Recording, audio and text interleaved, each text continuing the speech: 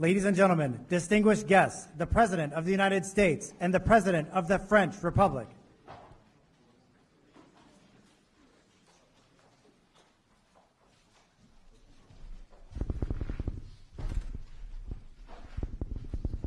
Everyone, please take a seat if you have one.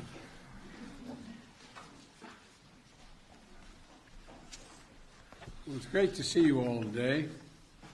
President Macron and I have had a chance to spend some time together. We went to private dinner last night with our wives, and just came to tell you that we're leaving. But it's wonderful to have him here. We've had great conversations and always appreciate the opportunity to share ideas with you, Mr. President.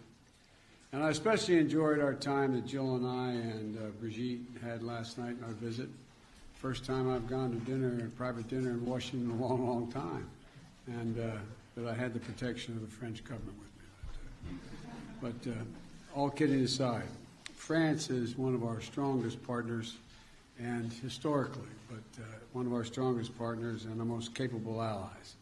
And Emmanuel has also become a friend, in addition to being president of that great country. And we share the same values, and we remain the core common agenda that we address all challenges together. And occasionally we have some slight differences, but never in a fundamental way thus far, at least as long as I've been in Washington, and that's been more than a couple of years.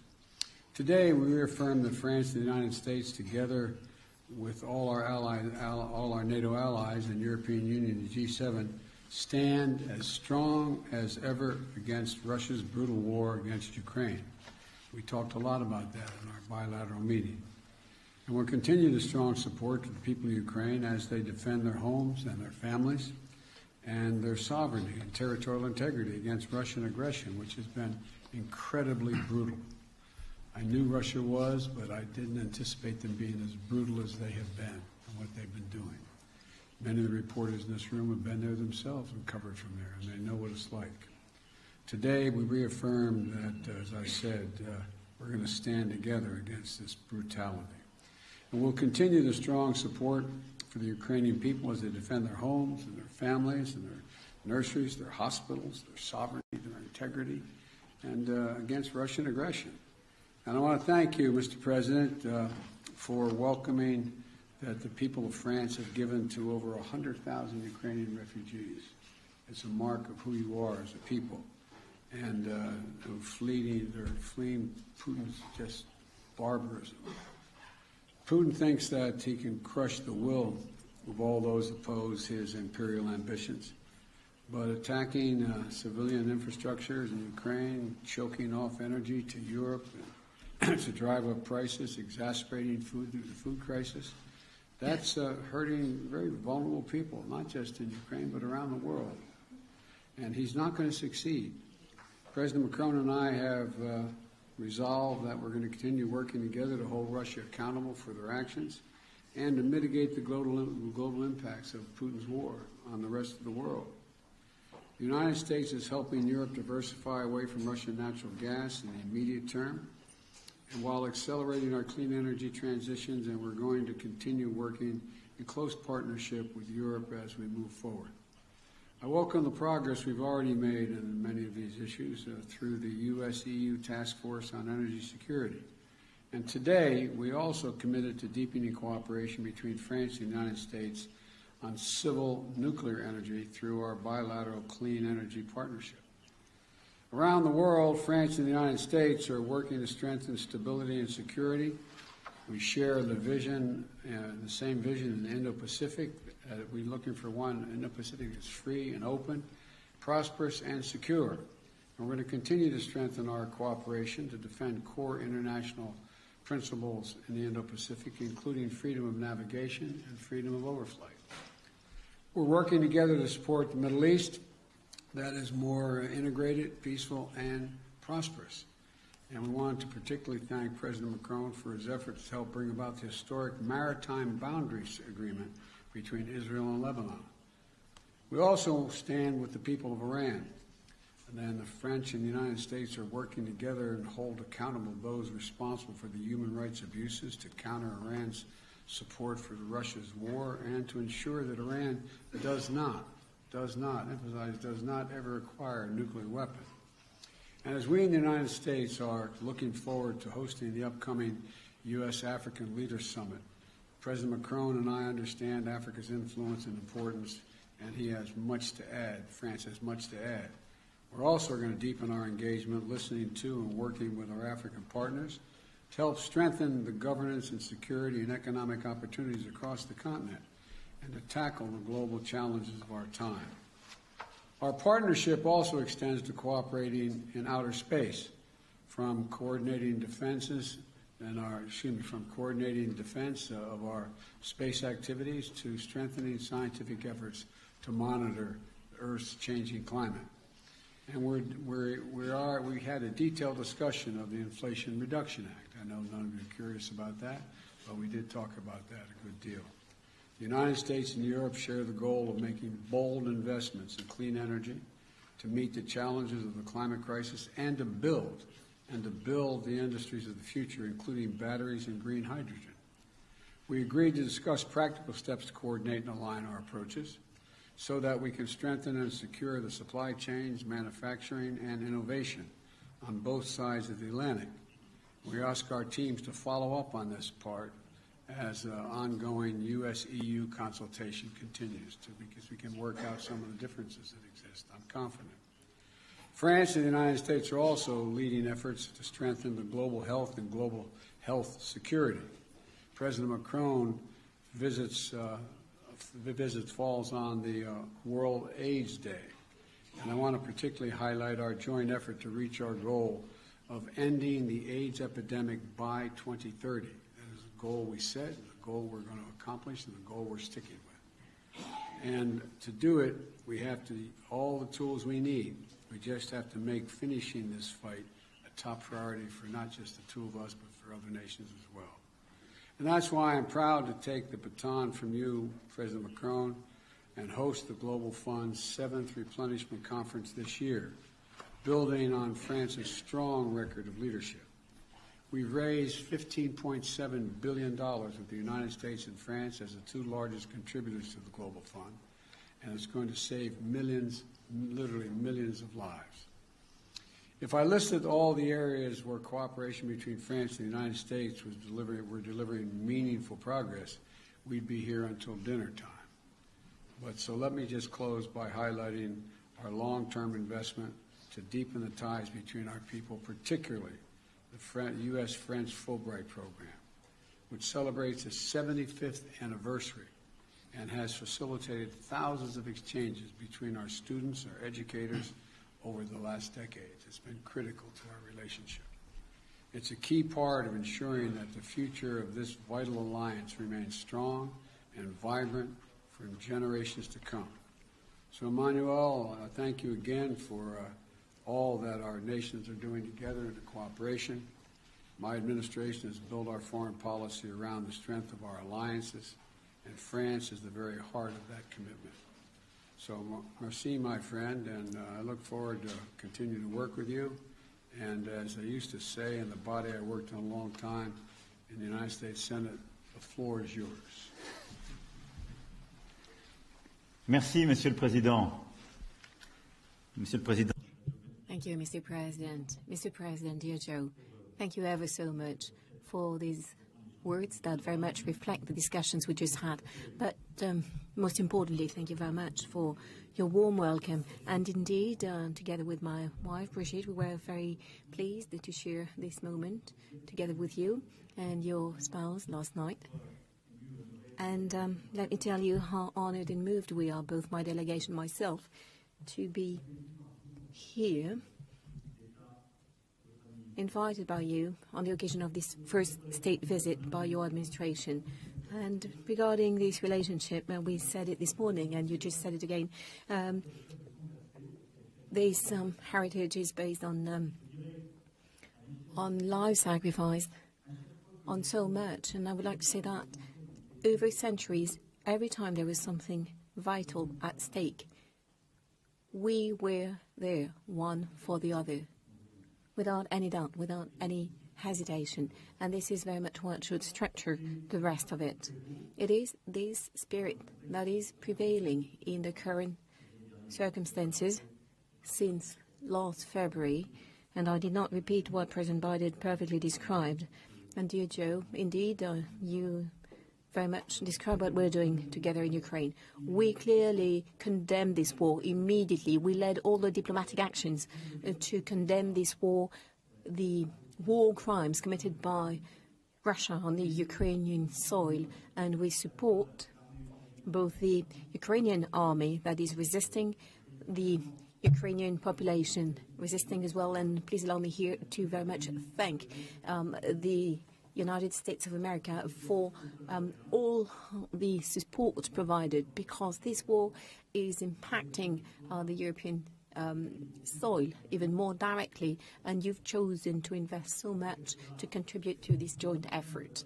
In this context, our discussion this morning was an opportunity to confirm the initiatives we will be taking once again in the coming weeks and months to keep supporting, to strengthen our support to the Ukrainian troops and to enable them to resist. We also agreed to continue to work together to support the Ukrainian people, to help them resist, because we can very well see today that the Russian war effort is very much targeting the civilian infrastructure, bringing even more violence to try and make the Ukrainian people desperate and make it impossible for them to survive this winter. This is the reason why we decided to organize on the 13th of December a conference to support Ukraine, and very much would like to thank you for the close cooperation in preparing for that event.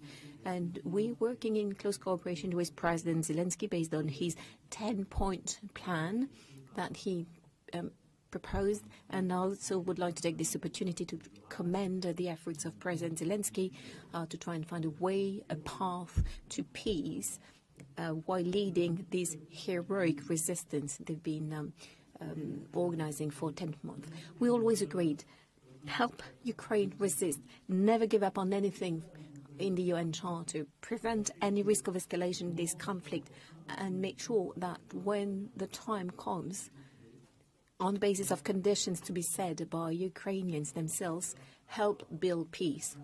And I believe your positions being so clear, it is something important to us, because we're both working for sustainable peace. We also talked about the direct and indirect consequences of this war, including on food security and energy security for the entire planet. And our joint initiatives within the G20, the G7, very much go in that direction. And we also recall this morning all of that, all we're doing to try and help all countries to weather the consequences of the conflict on their economies. This morning, we also had an excellent discussion on the IRA and the recent pieces of legislation adopted by the American administration. And like President Biden just said, we agreed to resynchronize our approaches, our agendas, in order to invest in critical emerging industries, semiconductors, batteries, hydrogen, everything that is absolutely decisive, because as a matter of fact, we share the same vision and the same willingness. President Biden wishes to create more industrial jobs in the long run for his country, and to build a strong industry and secure your supplies, and this is very much our approach as well. And this is the reason why we task our teams to continue this work in close cooperation, coordination, to find solutions on the topics we identified. And of course, we will coordinate with all of the Europeans and with you to have an agenda that will only bring more jobs, industry jobs in the United States as well as in Europe, and guarantee the strength and the resilience of our supply chains, and to do that with a strong integration. This European work is also the one we want to deliver on all of the issues on our agenda. And President, you just said it. What we would like to do as well is work on a number of topics of the future. And yesterday we had some sessions, working sessions, and our ministers and teams have been working as well, so that we could approve an agenda of hope and for the future. like I said this morning, in the space industry, research, exploration, but as well the industry of the future, civil nuclear industry, here again with some common research projects, in particular on the most advanced technique, because I believe I can say on behalf of both of us that the civil nuclear industry is very much part of the energy mix in which we believe in, that will not only bring jobs, but enables us as well to have a secure supply and to meet our climate objectives. We also talked about the quantum issues with a number of stakeholders, innovation, and here's where our delegations are here to illustrate the work that is taking place so that we can deliver on that common agenda. Lastly, we also have all of our commitments on the major international challenges, which are very much, I would say, feeding our relationship as well. And I can only tell you once again how pleased we were with your choices that very much match your history and your campaign commitments. The fact that you're back on major international challenges such as health and climate. It is really a new deal. And we've been resisting for a number of years, and now we're being able to re-engage with you.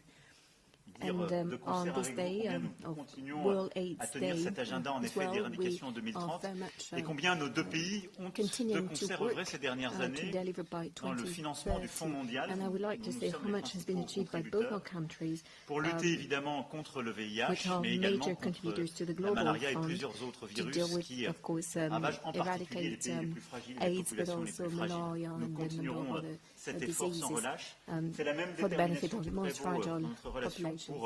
And the same goes in our relationship when we're doing everything we can to deal with climate change and biodiversity. Of course, we want more innovation, we want to promote solutions on climate change, but we also very concretely acknowledge a number of initiatives in this respect on the occasion of this state visit. It is about finding a new financing means for the most fragile countries, emerging countries, to support them on both development and climate change. And in this respect, you will be playing a key role in the summit we intend to organize next summer, le Nord et le Sud, qui s'inscrivent pleinement d'abord dans la logique de ce que nous avons fait ensemble pour réallouer plus de moyens vers les pays du Sud, mais aussi de l'agenda de réforme de nos institutions multilatérales, financières, qui est indispensable pour réussir cet objectif, en particulier réforme de la Banque mondiale et amélioration de nos instruments financiers existants. Et puis en matière de biodiversité, nous avons eu l'occasion hier de parler avec le caucus compétent. Nous avons eu des discussions à plusieurs reprises ensemble. Notre volonté est là aussi d'avoir un agenda extrêmement ambitieux et en particulier nous œuvrerons ensemble pour préparer le One Forest Summit qui se tiendra sur le sol africain au Gabon à la fin du premier trimestre prochain. Ce sujet étant aussi au cœur ce que vous voulez soulever avec les États africains que vous accueillerez dans quelques jours à Washington. Et donc là aussi, sur ce volet, il y a une forte convergence entre nos vues. Enfin, nous continuerons d'être engagés ensemble dans la lutte contre le terrorisme et pour la paix. En étant à vos côtés, j'ai évidemment une pensée pour nos soldats qui sont tombés en Afghanistan, au Proche-Moyen-Orient, en Afrique durant ces dernières années, pour se battre pour la sécurité de ces régions du monde et de nos pays. Et je veux ici encore vous redire notre engagement. Nous continuons à être engagés dans notre coalition internationale, le Proche et Moyen-Orient, à travers notre action militaire, et nous continuerons de l'être de manière très étroite, car nous n'avons pas fini ce combat. Je pense qu'il est important de rappeler à tous nos alliés et tous nos partenaires, nous devons continuer d'agir contre le terrorisme islamiste dans le Proche et Moyen-Orient. Cet agenda n'est pas terminé. Je voulais vous remercier aussi pour l'aide précieuse que vous avez apportée durant toutes ces dernières années et que vous continuez de nous apporter dans la lutte contre le terrorisme au Sahel et en Afrique de l'Ouest. Cette aide est précieuse et nous a permis ces dernières années, y compris ces dernières semaines, d'avoir des résultats extrêmement concrets. And that enables us to have some very concrete results, including over the past few weeks. passer and we will l'après-midi continue de concert avec work vous, à together. égrener tous les I sujets could sur lesquels carry nous on travaillons ensemble, during the de entire l'Indo-Pacifique et afternoon. plus We could talk about particulièrement the de la réorganisation de Indo-Pacific, notre présence the dans way l'océan Indien. particularly we're Je voudrais avoir un reorganizing mot our pour, presence in the Indian au Ocean. fond, peut-être remettre les choses dans le bon ordre. To put things Cher right, Joe, tu as eu l'élégance de Dear Joe, remercier la France pour son you aide elegantly sur l'accord qui a thank été France trouvé historique for entre Israël et le Liban. the role we played in the historical agreement between Nous avons fait le Israel and maximum pour Lebanon. aider à finaliser. We did our Je pense utmost quand même que l'honnêteté me conduit à to dire que finalize c'est the essentiellement accord, vous qui avez but fait le let me travail. be honest, I think most Donc of je the pense que work dans was ce moment, yours. c'était un travail So essentiel I think et je veux tout it particulièrement was vous en remercier pour le the Liban work qui of nous the est si utmost cher importance, et and qui avait besoin de Lebanon is cet so accord dear to us, au-delà and they des needed sujets qui this sont au cœur de accord l'agenda libanais pour les prochaines semaines et les in prochains the mois. context Voilà, of mesdames et everything messieurs, ce que that je souhaitais is dire. still on the Et agenda pour for finir, Lebanon in the coming weeks and months. je souhaitais vraiment Ladies remercier and le gentlemen, président I very Joe much Biden parce meant que to ce qu'il a thank dit, je peux President Biden le dire à son endroit. because Ce n'est pas what simplement un he said, dirigeant I avec can lequel say nous it as partageons well. You're beaucoup de not just a valeurs, leader with beaucoup de whom we combats, share c'est quelqu'un avec many lequel nous avons values, many des battles. discussions très franches et You're très someone with directes, whom we respectueuses et are having some very engagées sur frank tous and les respectful sujets. C'est aussi discussions devenu un on ami any topic. et je And tenais à te remercier you pour also became l'accueil friend. qui nous est fait, And so l'honneur qui nous est fait, thank you ever so mais much surtout for this warm welcome l'importance dans and ce for moment the de pouvoir passer du importance temps of ensemble et being prendre des able to décisions spend pour some notre avenir time commun. together Merci now. infiniment. So important for our joint future. Thank you. Well, thank you, Manuel. I began to refer to him privately as my closer. That deal with Lebanon and Israel, we did negotiate, but we needed a closer to get the job done, and you did it, and thank you very much. All right, we're going to take, we're each going to call on two people, a total of two people, a total of four all total. And the first questioner is going to be from AFP, Miss End.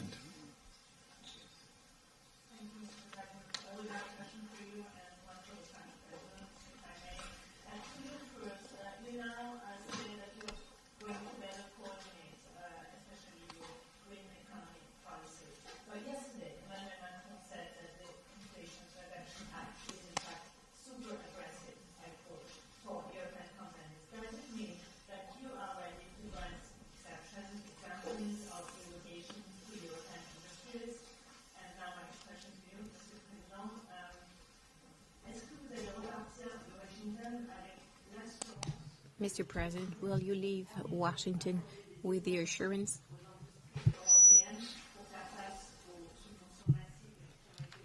that you will be able to deal with these massive subventions? The journalist doesn't have a microphone. So you think there's a risk of generating divisions? I'll answer the last question since I didn't hear any of it. I didn't understand a word of it, so I'll answer it. And we take care of it. No, look, the United States makes no apology, and I make no apology since I wrote it for the legislation you're talking about. But there are occasions when you write a massive piece of legislation, and that has almost $368 billion for the largest investment in climate change on all of history. And so there's obviously going to be glitches in it and need to reconcile changes in it. For example, there's a provision in it that says that there is an exception for anyone who has a free trade agreement with us. Well, that was added by a member of the United States Congress who acknowledges that he just meant allies. He didn't mean literally free trade agreement. So there's a lot we can work out. But the essence of it is we're going to make sure that the United States continues, and just as I hope Europe will be able to continue, not to have to rely on anybody else's supply chain. We are our own supply chain, and we share that with Europe and all of our allies, and they will, in fact, have the opportunity to do the same thing. So there's tweaks that we can make that can fundamentally make it easier for European countries to participate and or be on their own. But that is something that is a matter to be worked out. There is no fundamental, it was never intended when I wrote the legislation, never intended to exclude folks who were cooperating with us. That was not the intention. The intention was to make sure we're no longer in a position when there was a pandemic in Asia and China decided they're going to no longer sell us computer chips. We invented the damn things.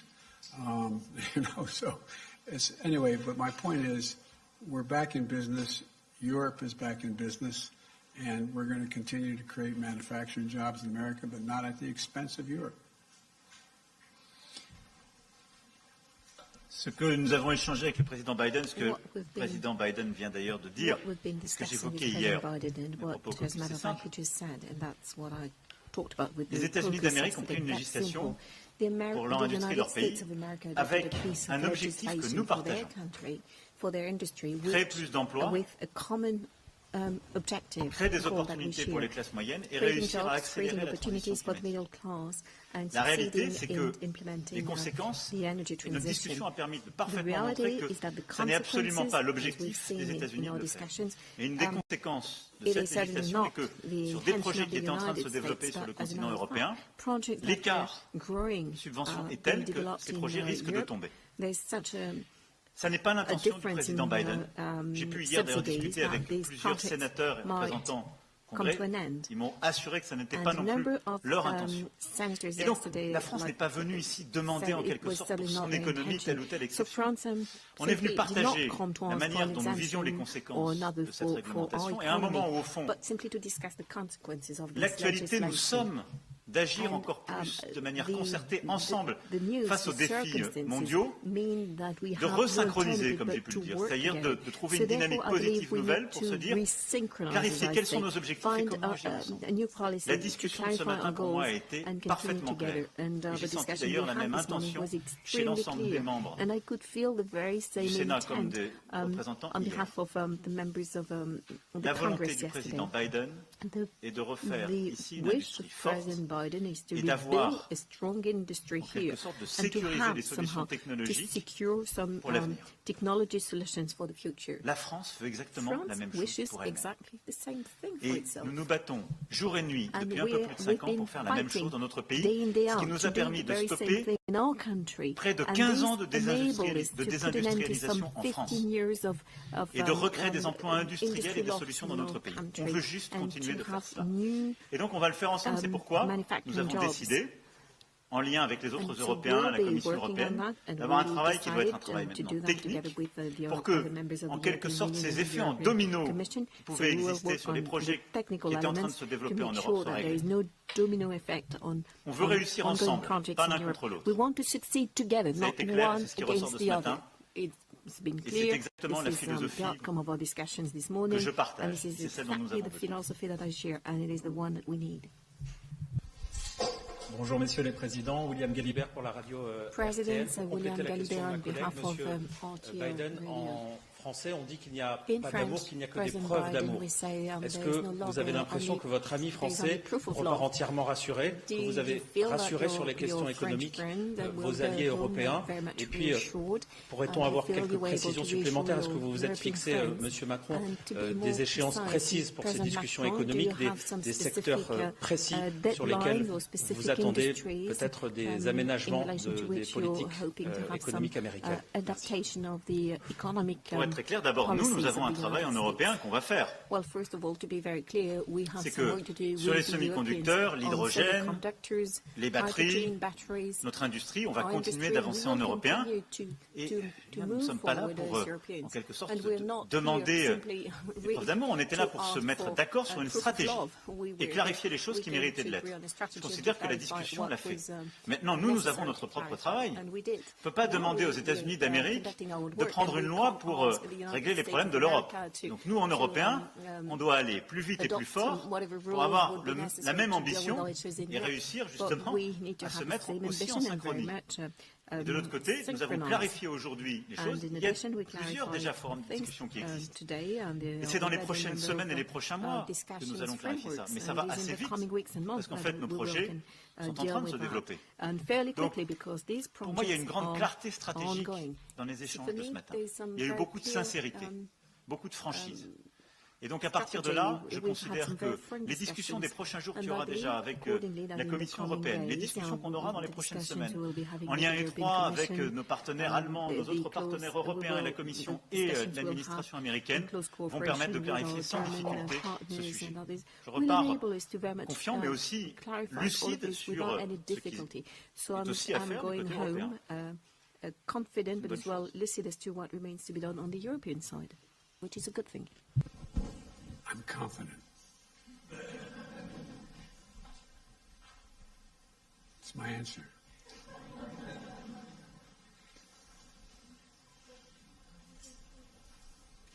Okay, who's the next question?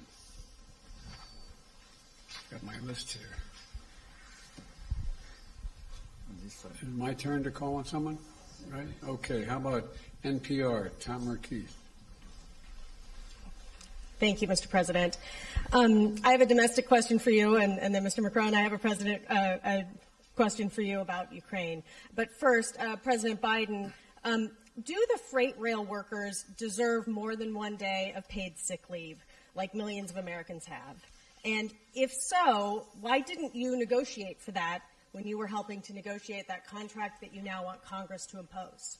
I love you guys. I negotiated a contract no one else could negotiate. The only thing that was left out was whether or not it was paid leave. You know, I've been trying to get paid leave, not just for rail workers, for everybody.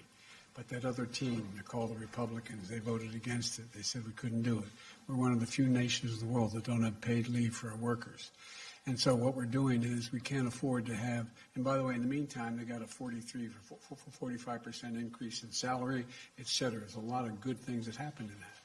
And in fact, this shuts down over the question of 1 to 5 paid, or 7 or 9, or whatever the numbers would be negotiated of paid leave days.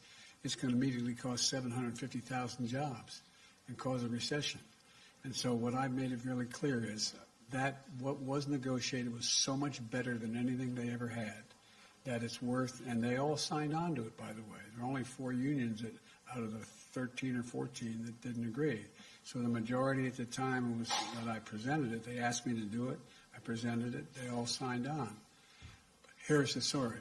It doesn't mean because we are going to pass this, God willing, by Friday, by the time, by the weekend, that I'm going to back off of paid leave. I made it really clear. I'm going to continue to fight for paid leave for not only rail workers, but for all American workers.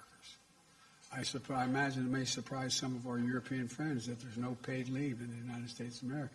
We're one of the few major countries in the world that don't have it. And it's about time. And so that's the context in which this all took place. And labor signed on to it as well, as you recall, initially. There were 4 unions out of the, I think, 13 or 14 that didn't like it. But I think we're going to get it done, but not within this agreement.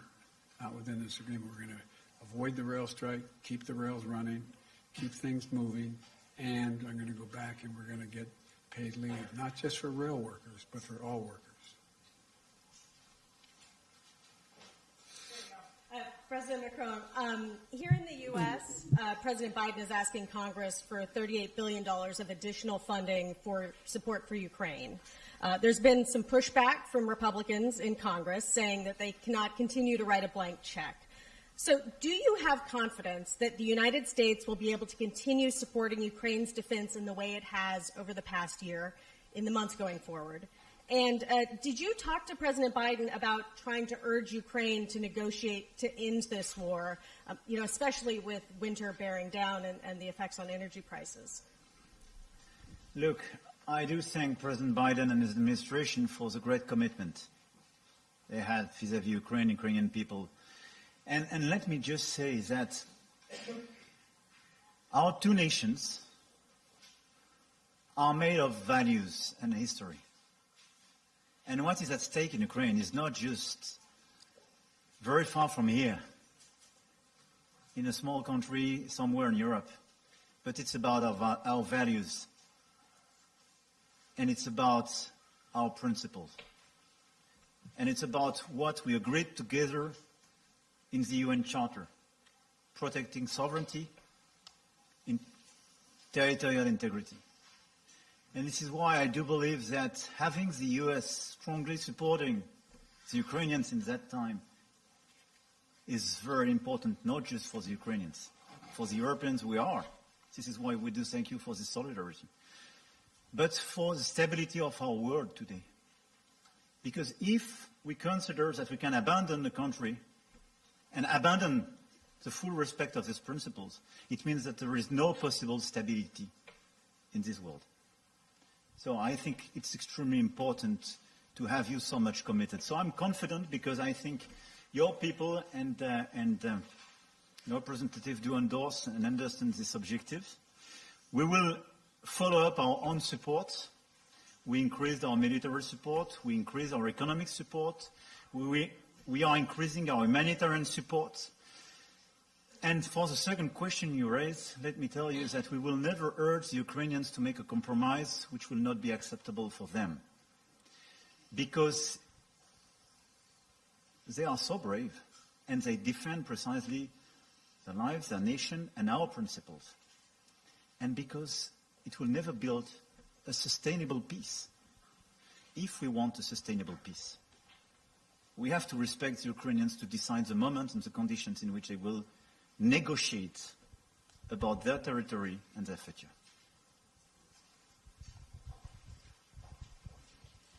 This will be the last question.